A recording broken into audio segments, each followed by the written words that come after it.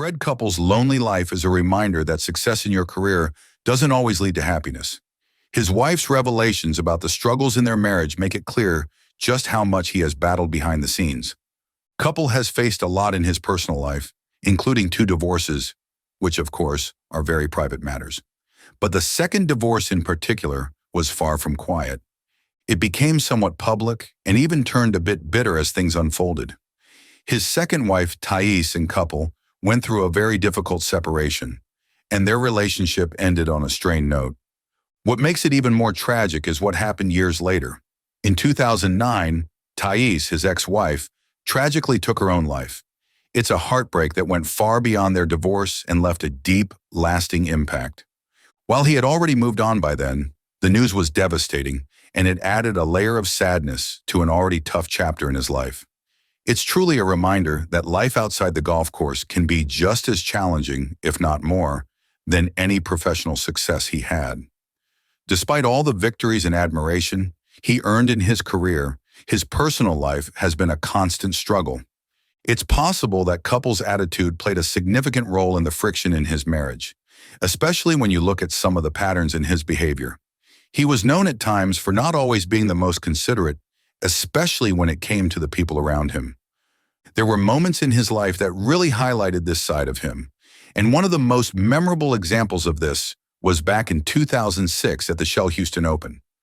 In a rather famous incident, he actually withdrew from the tournament midway through. But here's the thing, he didn't bother to tell his playing partners. Imagine being on the course, preparing for the next round, and realizing your partner has just left without saying a word. That kind of move didn't sit well with many people, especially in a sport that values professionalism and respect for others. It wasn't just a small oversight, it was a clear lack of consideration for the other players who had to adjust on the fly because of his sudden decision. When you think about it, this incident might shed some light on why his relationships, including his marriages, face so much tension. Relationships are built on communication, trust, and understanding. And if someone isn't consistent with that, whether in their personal life or professional life, it can create a lot of frustration. His decision to withdraw without explanation could very well have been one of many moments that showed his disregard for the feelings of others, a trait that might have contributed to the strain in his marriage. Couples' behavior isn't the only thing that's been called controversial over the years. His playing style, too, has often been a topic of conversation, and not always in a positive light. One of the more persistent criticisms that has followed him throughout his career is his slow play. Now, it's not exactly a scandal in the typical sense of the word, but it's definitely something that has caused friction among fellow professionals and golf fans alike. Golf, as we all know, is a sport that's often about precision and timing, but there's also an unwritten rule about pace, getting through your rounds efficiently, respecting the flow of the game. And while some players are known for their quick pace, he has frequently been pointed out for taking his time on the course. He's always been someone who likes to take a careful, considered approach to every shot, but at times that approach has been seen by others as dragging the pace of the game.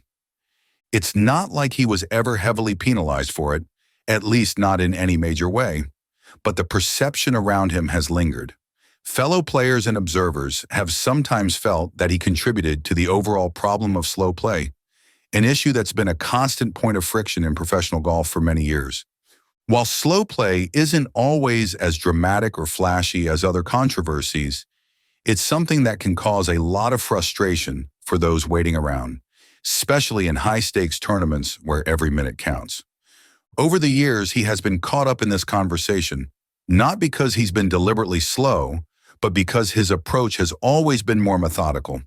He takes his time, carefully considering each shot and often walking around the green to get a better feel for things before committing.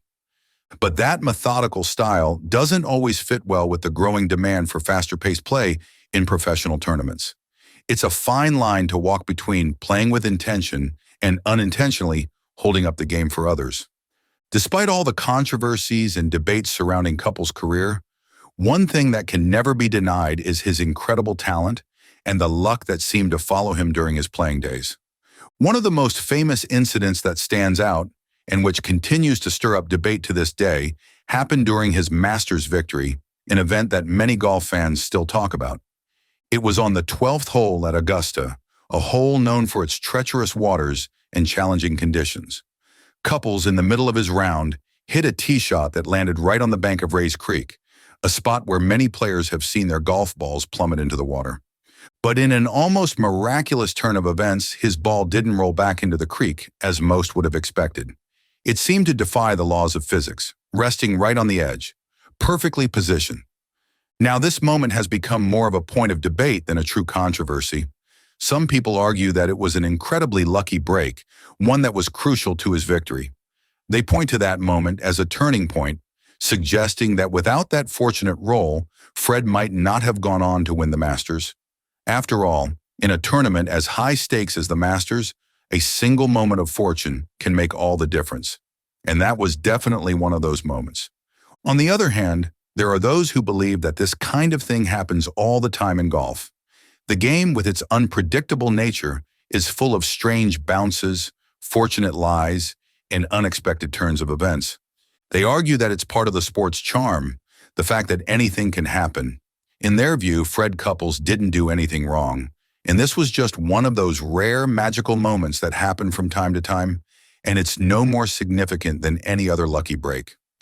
Couples' journey to becoming a golf legend began in a humble home on Beacon Hill in Seattle, where his dad worked as a groundskeeper for the Parks Department. He spent countless hours practicing at Jefferson Park Golf Course, developing his smooth, rhythmic swing to keep up with older kids. What's remarkable is that he was self-taught, never taking formal lessons or hiring a coach.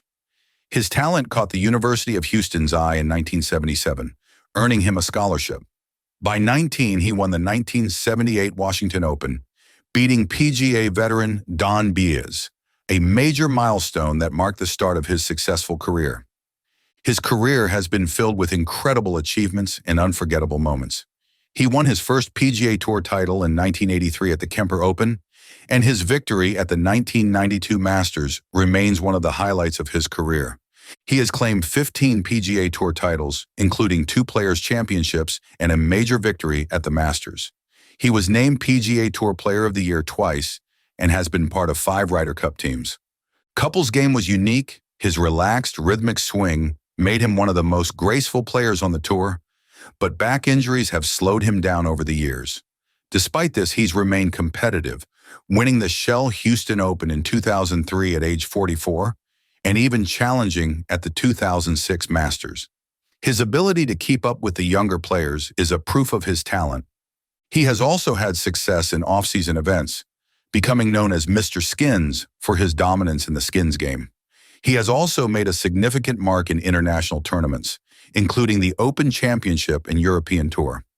He has remained a fixture at the Masters, and in 2023, at age 63, he became the oldest player to make the cut at Augusta.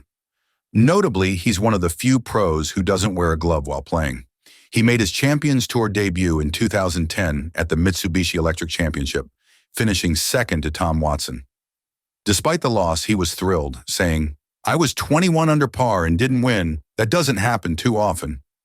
He quickly found success, winning 3 of his first 4 events, a first in Champions Tour history. He also had strong performances at major tournaments, including finishing 6th at the 2010 Masters. His first senior major win came at the Senior Players Championship in 2011, followed by another major victory at the Senior Open Championship in 2012. However, back issues continued to impact his career. That's a wrap for today's video. If you had a great time watching, be sure to like and subscribe so you never miss an update. Thanks for watching, and we'll see you in the next one.